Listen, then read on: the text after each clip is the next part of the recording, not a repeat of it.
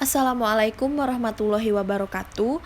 Perkenalkan, nama saya Evada Putri Dianti dengan NPM 18110600471, Prodi Pendidikan Biologi. Video ini dibuat untuk memenuhi tugas akhir mata kuliah Kimia Dasar.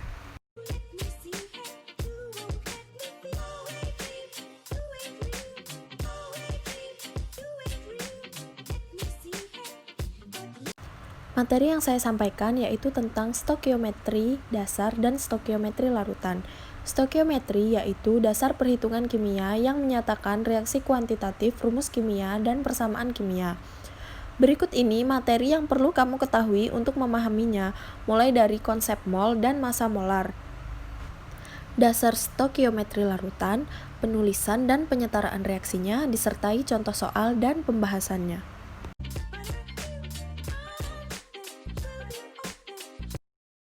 Materi selanjutnya yaitu hukum stokiometri dasar dan konsep mol. Yang pertama ada hukum kekekalan massa atau hukum Lavoisier, yaitu massa zat sebelum reaksi sama dengan massa zat setelah reaksi. 1 mol S bereaksi dengan 1 mol O2 membentuk 1 mol SO2 menjadi 32 gram S bereaksi dengan 32 gram O2 membentuk 64 gram SO2. Massa total reaktan sama dengan massa produk yang dihasilkan.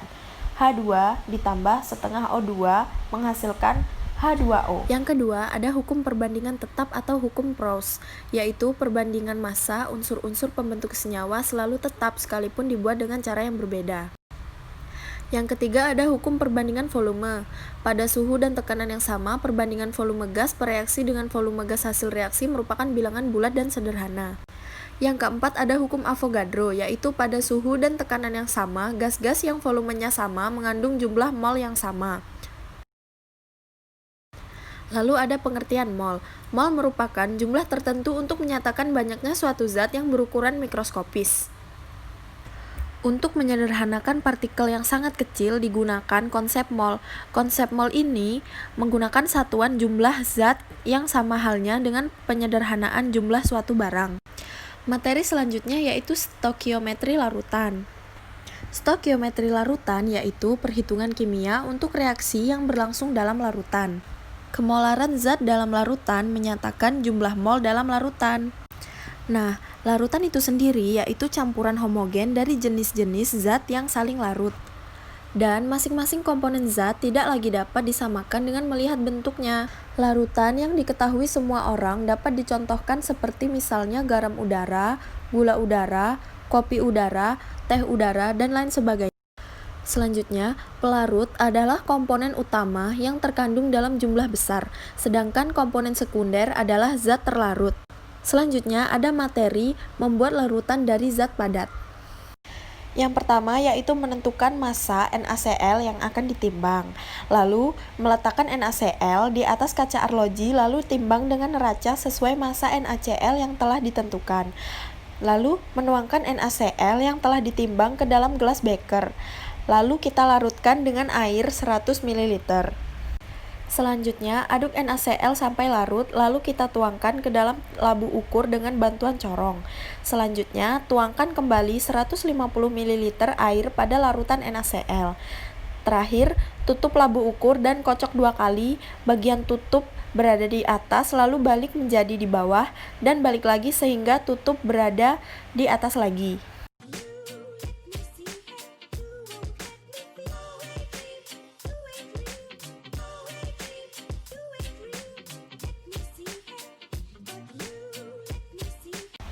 Materi selanjutnya yaitu cara mengencerkan larutan dan rumus pengenceran larutan.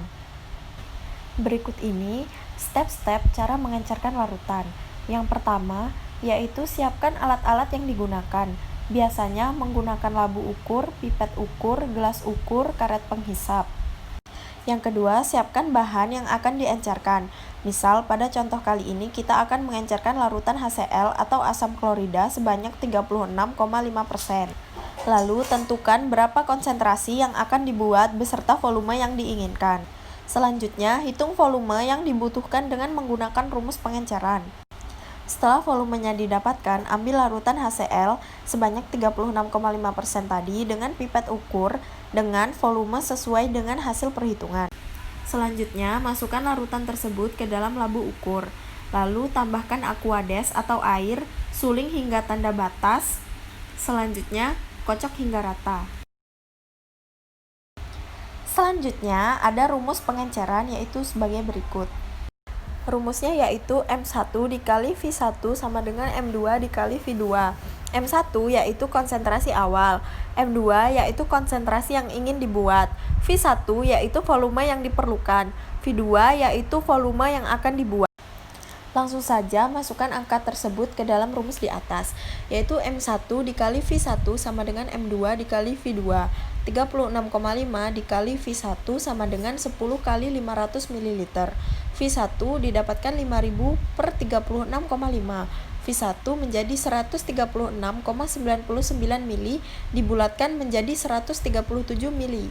Jadi, untuk membuat larutan HCl 10% dari larutan HCl 36,5% dibutuhkan 137 mili HCl 36,5%.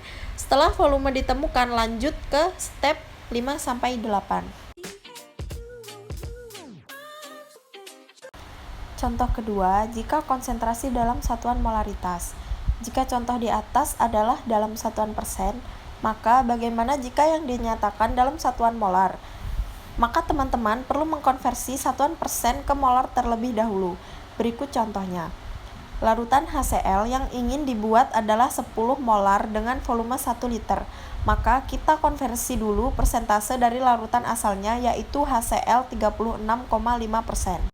Rumusnya yaitu molar sama dengan RHO dikali 10 dikali kadar molekul relatif. RHO yaitu massa jenis dari bahan tersebut. Kadar adalah konsentrasi dalam persen. Molekul relatif adalah besar molekul relatif. Molekul 1,19 dikali 10 kali 36,5% per 36,5. Jadi molekul yang didapatkan yaitu 11,9 M. Jadi jika dikonversi ke molar, konsentrasi HCl 36,5% menjadi 11,9 molar. Setelah itu teman-teman masukkan ke dalam rumus pengenceran, yaitu M1 dikali V1 sama dengan M2 dikali V2. 11,9 dikali V1 sama dengan 10 dikali 1. V1 sama dengan 10 per 11,9. V1 menjadi 840 mili. Demikianlah materi yang dapat saya sampaikan. Saya akhiri. Wassalamualaikum warahmatullahi wabarakatuh.